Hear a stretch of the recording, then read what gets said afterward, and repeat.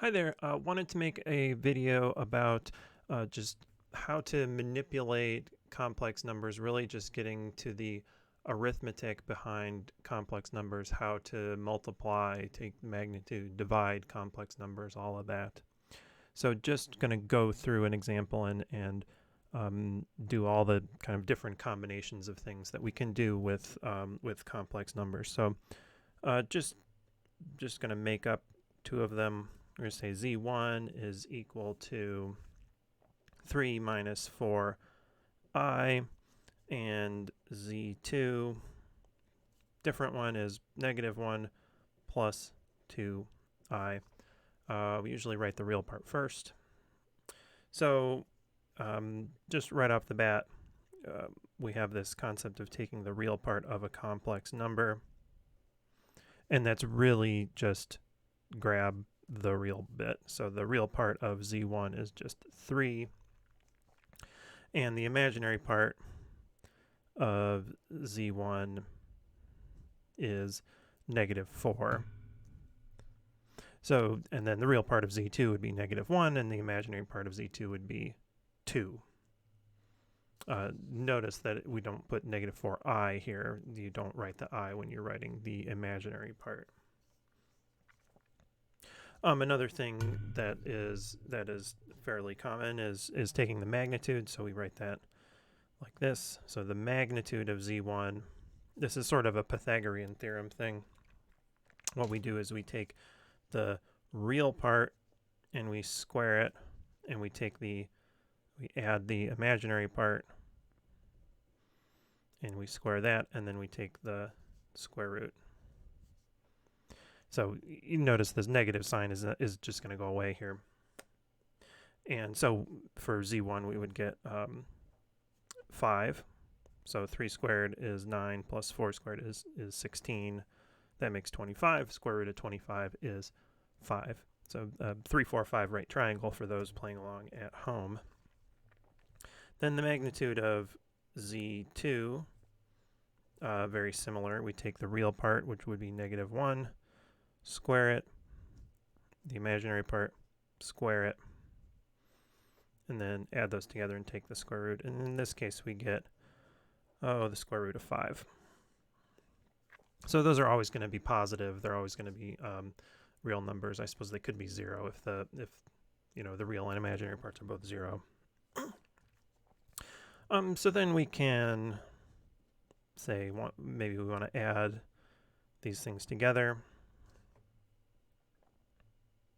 And all you do to add two imaginary numbers or two complex numbers together is you just add the real parts and then add the imaginary parts.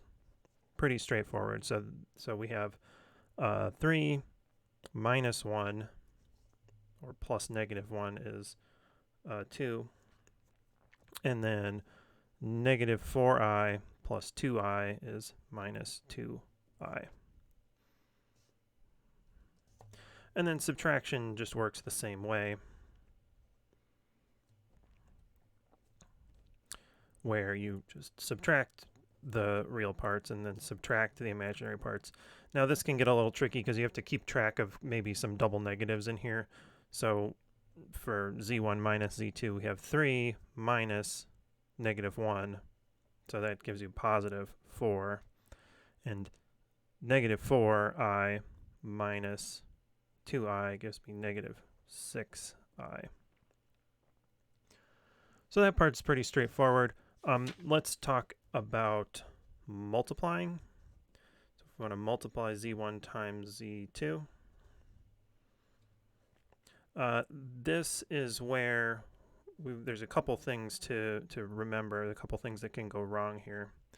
First is we have to kind of do all the combinations. Some folks like to use the acronym FOIL, at least that's how I learned this, where you multiply the first entries, the outer entries, the inner entries, and then the last. And you just have to keep track of where the i's go here. So the first one gives me 3 times negative 1 is negative 3. Outer gives me 3 times 2i. So you say that's 6i. Inner negative 4i times negative 1 gives me positive 4i. And the last, I have negative 4i times 2i, so I get negative 8i squared. And now the thing to remember here is that I squared is just negative 1 by definition. So what I'm actually going to get is, instead of negative 8i squared, that's just going to become positive 8. So my sort of final answer would be group the real parts together. So negative 3 plus 8 is 5. Group the imaginary parts together, and we get 10i. Okay, then we get to division, and this is where it gets a little tricky. So z1 divided by z2, and I'll write them out here. 3 minus 4i divided by negative 1 plus 2i. What we kind of want to end up with is this to not have I in the denominator here. And the way to do that, I'll maybe just do it and then we'll see why that is going to work. So I'm just going to write it out again. We're going to multiply, and we can multiply by like the same thing. We're going to multiply by a fraction. We can multiply by the same thing on the top and bottom and get the same answer. So we could multiply by 3 divided by 3, or multiply by 9 divided by 9, or 10i divided by 10i. It sort of doesn't matter. But what we're going to do is multiply by negative 1 minus 2i. So this looks kind of odd, but really this is just some... I'm allowed to multiply fractions by the same thing on the numerator and denominator, and it doesn't affect the answer, what it's equal to. What I'm doing here is I took the thing that's in the denominator and I switched the sign on the imaginary part. And that's called a complex conjugate. You might write, so if we had z2 was equal to minus 1 plus 2i, z2 star, which means complex conjugate, is minus 1 minus 2i. You just flip the sign on the imaginary part. So we multiply by a complex conjugate here in the numerator and denominator. And we'll do this FOIL thing to work out what this is equal to, and we'll get some good practice doing this. So again, first, outer, inner, last is how I remember that. So you just multiply kind of the whole numerator together and the whole denominator together. So I get minus 3. On the outer, I get minus 6i. Inner, I get plus 4i. And last, I get looks like plus 8i squared. And again, we're going to turn that into the I squared into negative 1 in a minute. Then down here, I get 1. Then on the outer, I get, looks like negative 1 times negative 2i is plus 2i. Inner, 2i times negative 1 is negative 2i. And the last, I get negative 4i squared. Now let's see what happens here when we kind of work everything out. I get, all right, so this I squared becomes negative 1. So this becomes negative 8. So negative 8, and then I have a negative 3. So that's negative 11 for the real part up there. And then for the imaginary part, I have negative 6i plus 4i, so I get negative 2i. And then what happens down here? I have a 1. The 2i's cancel. So there's a positive 2i and a negative 2i. And then I have a negative 4i squared. So that just becomes positive 4. So this whole thing just works down to 5. And I got rid of the imaginary part in the denominator. And that's what multiplying, that's why we chose to do this business with the complex conjugate, is to get rid of the imaginary part in the denominator. And that will always work.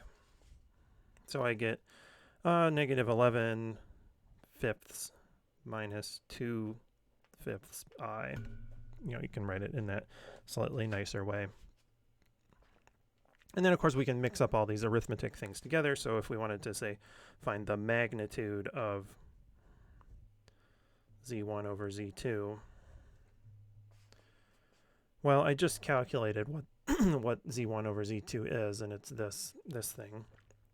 So magnitude, just remember, you take the real part and you square it, and then you take the imaginary part and you square it, and you add them together and you take the square root. This is just for fun. We're still going to get, let's leave the square root there. If you square 11 over 5, you get 121 over 25. If you square 2 over 5, you get 4 over 5. And if you work that through, 4 over 25 over 25, that just gives you 5. So the magnitude of the quotient is the square root of 5, which we actually could have gotten.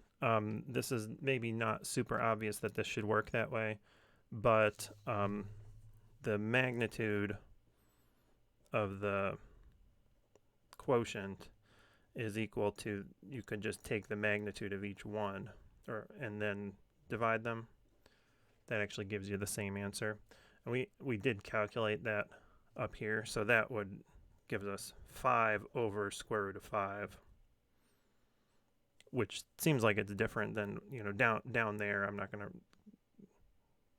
write the whole thing again, but we just got square root of 5. Well, this is actually, again, if you kind of don't like fractions in the denominator, you get 5 times square root of 5 over 5, and you do just get this square root of 5.